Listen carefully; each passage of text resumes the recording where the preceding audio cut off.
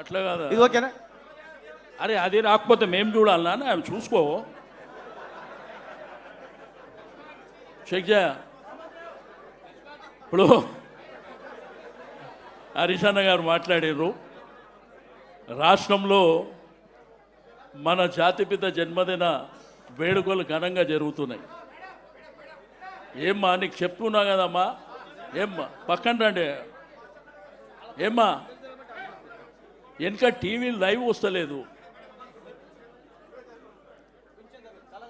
అయితే ఈరోజు తెలంగాణ భవన్లో ఇంత అద్భుతంగా ఈ కార్యక్రమాన్ని చేసుకుంటున్నటువంటి శుభతరుణంలో సహకరించినటువంటి కార్యకర్తలు, నాయకులు, ఉద్యమకారులకు ప్రతి ఒక్కరికి పేరు పేరున అభినందనలు తెలియజేస్తూ, రెండోది దయచేసి మన నాయకుని పుట్టినరోజు అంటే మనకు పండుగ దినం. అందుగురించే అద్భుతమైనటువంటి వంటకాలు పెట్టినాము, అన్నీ కించుకాటే. కాబట్టి అందరూ కూడా దయచేసి ప్లేస్ కూడా విశాలంగా ఉంది, అందరూ భోంచేసి పోవాలని చెప్తూ, ఇప్పుడు మన ముఖ్య అతిథి గారు మాట్లాడే ముందు జననం మరణం అనేది సర్వసాధారణం. మనిషి పుడతాడు, చస్తాడు. కానీ చరిత్రలో కొంతమంది వ్యక్తులు మిగులుతారు. రాజకీయ పార్టీలు రావడం సహజం. పార్టీలు వచ్చిన తర్వాత కొంతమంది ఎమ్మెల్యేలు, ఎంపీలు, జిల్లా పరిషత్ కావడం కూడా సహజమే. ఓసారి ఓడొచ్చు, ఓసారి గెలవచ్చు. కానీ భారతదేశ చిత్రపటంలో ప్రాణాలని సైతం లెక్క పెట్టకుండా తెగించి కొట్లాడి ఈ భారతదేశ ఇండియా చిత్రపటంలో ఒక తెలంగాణని తెచ్చినటువంటి నాయకుడు కేసీఆర్.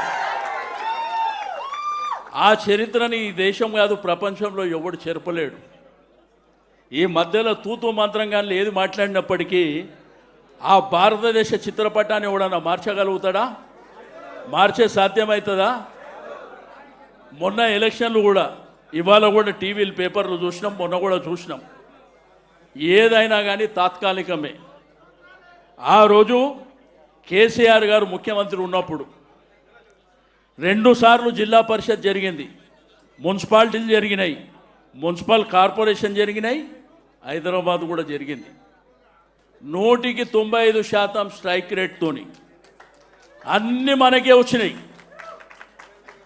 కానీ ఈ కాంగ్రెసు ఈ దుర్మార్గమైనటువంటి పరిపాలనలో పంచాయతీ ఎన్నికలు జరిగితే ఏం జరిగినాయి చూసారు. 35 నుంచి 38% మనకు వచ్చినాయి. నిన్న మొన్న మున్సిపాలిటీసు, కార్పొరేషన్ల దౌర్జన్యాలను చూసినాం రాజకీయాలలో. కానీ పోలీసు రాజ్యాన్ని నడిపిస్తూ గెలిచిన వాళ్ళని ఎత్తుకపోతురు, గెలవకముందు ఎత్తుకపోతురు. మరి ఇదే 2.5 సంవత్సరాలు అయినాక ఏడిపోతారు. మరి మాకేందంటే చేప పిల్ల గీత నేర్పించినట్టు మాకు తెలియనోళ్ళ కానీ నేర్పిస్తున్నారు. బిడ్డ మీరు, మా నాయకుడు మాకేం చెప్పిండు? మీరు మాట్లాడేటప్పుడు నోరు జాగ్రత్త, నువ్వు వేసుకునే బట్టలు జాగ్రత్త, నువ్వు ఫంక్షన్కు పోతే జాగ్రత్త, జనాలతోని మాట్లాడితే కూడా జాగ్రత్తగా మాట్లాడమని మా నాయకుడు చెప్పిండు. ఇప్పుడేమో తొండలు. మా మన్మని అడుగుతున్నాడు, నాకు ఈ తొండ అంటే ఏంది తాత అంటే ఇప్పటి జనరేషన్కు ఏమి నేర్పిస్తుంది.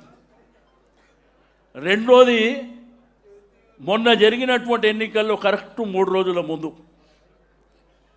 జూబ్లీహిల్స్లో ఎట్లయితే 200 కోట్లు ఖర్చు పెట్టిర్రో, మళ్ళా 3 రోజుల ముందు ఊర్లు, గ్రామాలు విచ్చలవిడిగా. ఆ రోజు కేసీఆర్ గారు లోకల్ బాడీ ఎలక్షన్ జరిగితే ప్రచారానికి ఎక్కడ పోలే, మంత్రులు ఎక్కడ పోలే. మొన్న కూడా కేటీఆర్ గారు, హరీష్ రావు గారు కూడా వారి యొక్క నియోజకవర్గాలకే పరిమితంగా పనిచేశారు. ఎవరన్నా మన నాయకులు అన్నా మీరు కంపల్సరీ రావాలంటే పక్కనే పోయారు. కానీ మనకు వచ్చినటువంటి రిజల్ట్స్ చూసారు కదా, బ్రహ్మాండంగా మొన్న పేపర్లలో ఏదో రాసిర్రు, టీవీలలో నేను మొన్న కేటీఆర్ గారు పక్కన కూర్చొని చెప్పిన, నిన్నగాక మొన్న ఈనాడు పేపర్ చదవండి.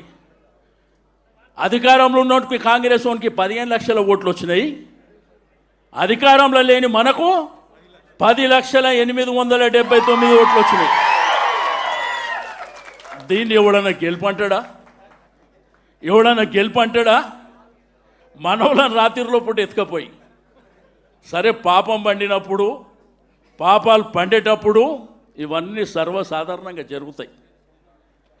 కానీ 2 ఏళ్ళ తర్వాత ఇక మాకు నేర్పించింది, మేము ఇంకా నేర్చుకుంది చాలా ఉంటుంది.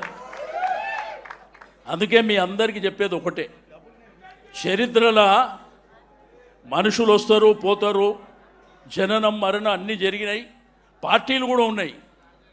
కానీ ఒక దేశ చిత్రపటంలో ఒక రాష్ట్రాన్ని సాధించినటువంటి ఏకైక నాయకుడు కేసీఆర్ చరిత్ర ఉన్నంత వరకు ఉంటాడు.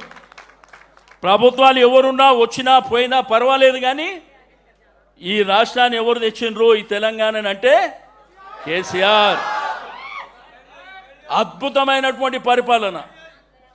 కాబట్టి మనం అందరము వారి జన్మదినాన్ని బ్రహ్మాండంగా జరుపుకోవాలనేటువంటి సంకల్పంతో రాష్ట్రంలో రక్తదాన శిబిరాలు, ఆలయాల్లో పూజలు, మసీద్లో ప్రార్థనలు, చర్చులలో ప్రార్థనలు, మన వాళ్ళు ఎక్కడికక్కడ మన పండుగ దినాన్ని ఘనంగా జరుపుకునేటువంటి రోజు. కాబట్టి ఈరోజు ఈ కార్యక్రమాన్ని మరి అద్భుతంగా నిర్వహించుకోవాలని మీ అందరికీ మరోసారి రిక్వెస్ట్ చేస్తున్నా.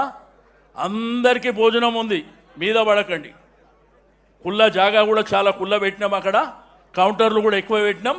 ఈ కార్యక్రమం మన ముఖ్య అతిథి గారు మాట్లాడిన వెంటనే నేను మా ముఖ్య అతిథి గారికి, మా ప్రత్యేక అతిథి గారికి, మాజీ మంత్రులకు మీరు కూడా దయచేసి భోజనం చేసి పోవాల్సిందిగా మీ అందరి ప్రకారం రిక్వెస్ట్ చేస్తూ, ఇప్పుడు గౌరవనీయులు మన యువ కిషోరం యువ నాయకుడైనటువంటి కేటీఆర్ గారిని మాట్లాడవలసిందిగా కోరుతాం.